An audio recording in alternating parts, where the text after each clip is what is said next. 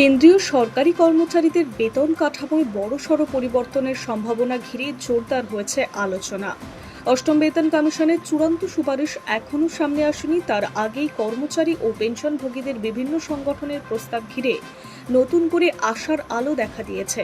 দাবি উঠছে, বেতন বৃদ্ধির হার ও ডিএর নিয়মে পরিবর্তন আনা গেলে বর্তমান সময়ের তুলনায় অনেক দ্রুত বাড়তে পারে কর্মীদের আয়।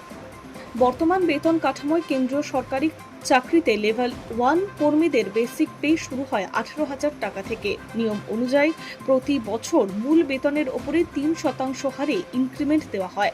ফলে বেতন বৃদ্ধির গতি তুলনামূলক ধীর।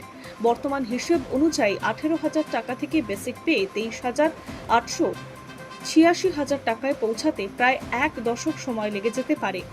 কর্মচারী সংগঠনগুলির বক্তব্য, অষ্টম বেতন কমিশন যদি শুধুমাত্র নতুন করে বেসিক পে নির্ধারণ করে তাহলে সমস্যা পুরো সমাধান হবে না, বরং নিয়মিত ইনক্রিমেন্টের হার এবং ডিএ বৃদ্ধির পদ্ধতিতেও পরিবর্তন আনা প্রয়োজন। এই কারণেই কমিশনের কাছে বিভিন্ন সংগঠনের তরফে একাধিক প্রস্তাব জমা পড়েছে। বর্তমানে কেন্দ্রীয় সরকারি কর্মীরা বেসিক পের পাশাপাশি ডিএ, এইচআরএ, টিআইপিএ সহ একাধিক ভাতা পান। ডিএ এবং এইচআর এর সঙ্গে মূল বেতনের সংযুক্তির নির্দিষ্ট নিয়ম রয়েছে। ডিএ 50% পৌঁছালে সেটিকে বেসিক পের সঙ্গে যুক্ত করার ব্যবস্থা রয়েছে। কর্মচারী সংগঠনগুলির একাংশ চাইছে নতুন বেতন কমিশনের সময় এই কাঠামো পুনর্বিবেচনা করা হোক।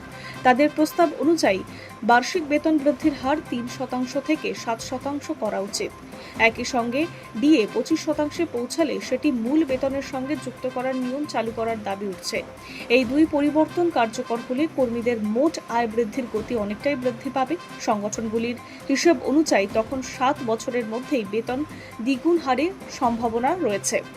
এখনো পর্যন্ত অষ্টম বেতন কমিশনের এই প্রস্তাবগুলির কোনোটি চূড়ান্তভাবে গ্রহণ করা হয়েছে বলে ঘোষণা করেনি সরকার। পর্যবেক্ষণ মহলের অনুমান 2027 সালের মে মাসের জুন নাগাদ অর্থ মন্ত্রকের কাছে কমিশনের চূড়ান্ত রিপোর্ট জমা পড়তে পারে। সেই রিপোর্টে জানা যাবে বেতন বৃদ্ধি, ডিএ এবং ভাতা নিয়ে শেষ পর্যন্ত কি সুপারিশ করা হয়েছে। কর্মচারী সংগঠনগুলির দাবি, যদি কমিশনের সুপারিশে জায়গা পায় এবং কেন্দ্র তা মেনে নেয় তাহলে বর্তমান ব্যবস্থার তুলনায় অনেক দ্রুত বেতন বৃদ্ধির পথ খুলতে পারে। Hi news network.